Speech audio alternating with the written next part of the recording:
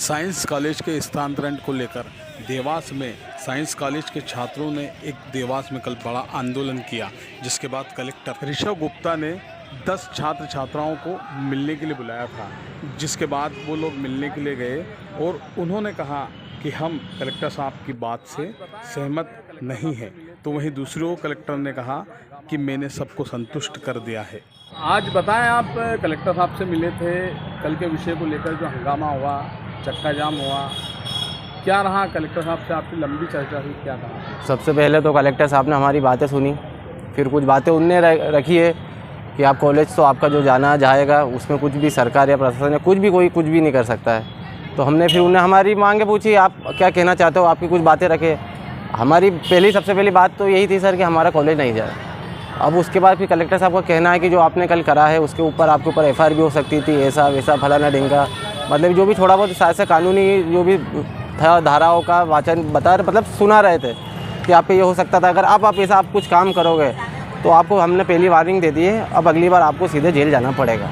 अच्छा, तो ये बताएं कि एकाएक आपका जागना, छात्रों का जागना, ये कहाँ तक सही है? ये साहब देखा जाए तो जब ये बीच में कांग्रेस की सरकार जब नीचे गिरी थी उस समय से उस वर्तमान में हमारे जो विधायक थे मनोज जी, उनको भी हमने अवगत किया था। सबसे पहले साइंस कॉलेज में जो हमारी मैडम सर थे उनको दिया था, प्रभारी मंत्री जी को दिया, फिर शिक्षा मंत्री जी को दिया। आज से 4 से 5 महीने पहले फिर भोपाल चौराहे पे हमारी मांगे जब हमको लगा कि पूरी नहीं हो रही, कोई ध्यान नहीं दे रहा है, उसी चक्कर में भोपाल चौराहे पे भी हमने ADM साहब को दिया ज्ञापन। उनने बताया कि आप 3 महीने कहीं मत जाइए। 3 महीने पहले हमने भोपाल चौराहे पे इसको लेके आंदोलन किया था। वो आंदोलन कॉलेज रोको अभियान ही था जो कि अभी कराया हमने। उस समय भी देवास का कोई जनप्रतिनिधि हमसे मिलने नहीं आया। हम सिर्फ इतना चाहते हैं कि कॉलेज अगर मेंढकी चले गया तो कई लड़कियां हैं जिनके पालक राजी नहीं है उनको वहां भेजने के लिए। ऐसे में कितनी ही लड़कियों की पढ़ाई छूट जाएगी, उसकी जवाबदारी कौन लेगा?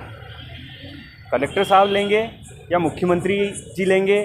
कौन लेगा उनकी जवाबदारी? मैं आपसे पूछता हूं, पहली चीज़।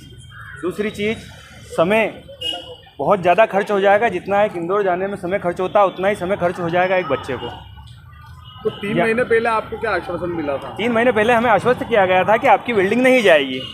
एक तरफ सरकार नारा चलाती है कि बेटी बचाओ बेटी पढ़ाओ, बेटी पढ़ाने की जगह अब जिनके पालक की जिन बेटियों की शिक्षा छूट रही है वो बेटी कैसे पढ़ेगी और कैसे बचेगी वो बेटी जो जंगल में पढ़ने जाएगी? आपका नाम बता दीजिए। हर्षद गौड़, जिला अध्यक्ष NSU। 40 मिनट की बैठक हुई, हमारी लंबी काफ़ी बैठक हुई। उसमें सबसे पहले तो बच्चों को ये बताया गया कि जो कल उन्होंने किया वो गलत था। उसमें उन्होंने बहुत सारी धाराओं का उल्लंघन किया है, लेकिन चूँकि वो बच्चे हैं उनको शायद पता भी नहीं था कि वो गैर कानूनी काम कर रहे हैं। इस बार उनको समझाइश दी गई है कि अगली बार इस प्रकार की हरकत ना करें। सर, छात्रा जहाँ तक बात आती है उनके मूल मुद्दों की, आज उसमें बहुत समय डिस्कशन हुआ।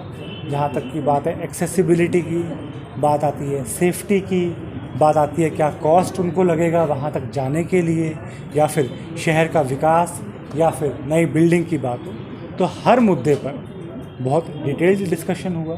कितने समय में शिफ्ट किया जाएगा कॉलेज? छात्राओं को हर मुद्दे को लेकर बताया गया कि हमारी क्या प्लानिंग है और कैसे प्रयास किया जाएगा कि छात्रों को किसी भी प्रकार की असुविधा नहीं आएगी। और जहाँ तक बात है शिफ्टिंग की, तो दिसंबर की डेडलाइन है, वही डेडलाइन है, वही बच्चों को कन्वे की गई है। और ये बताया गया है कि किस प्रकार से पुलिस एवं प्रशासन द्वारा हर संभव वो कदम उठाया जा रहा है जिससे बच्चों की शिफ्टिंग में किसी प्रकार से परेशानी ना आए। छात्रों का कहना था कि सुविधा और सुरक्षा नहीं दी जाती है तो वो TC निकलवाने में मजबूर हो जाएंगे। जैसा कि हम बता रहे हैं आपको, हर एक विषय पर बात की गई, भले हम सुरक्षा की बात कर लें या एक्सेस की बात कर लें या पहुंच मार्ग की बात कर लें, तो प्रत्येक विषय पे बच्चों को बताया गया है कि हम क्या कदम उठा रहे हैं। उन सब से बच्चे संतुष्ट हैं और यकीनन हम दिसंबर अंत में बस भी चलेगी वो छात्राओं की। इसका भी प्रयास हम कर रहे हैं कि जो हमारी सिटी बस है उसके रूट्स को एक्सटेंड इस प्रकार से किया जाए कि बच्चों के कॉलेज की टाइमिंग्स के साथ वो मैच हो सकें और बच्चों को सुविधा उपलब्ध हो।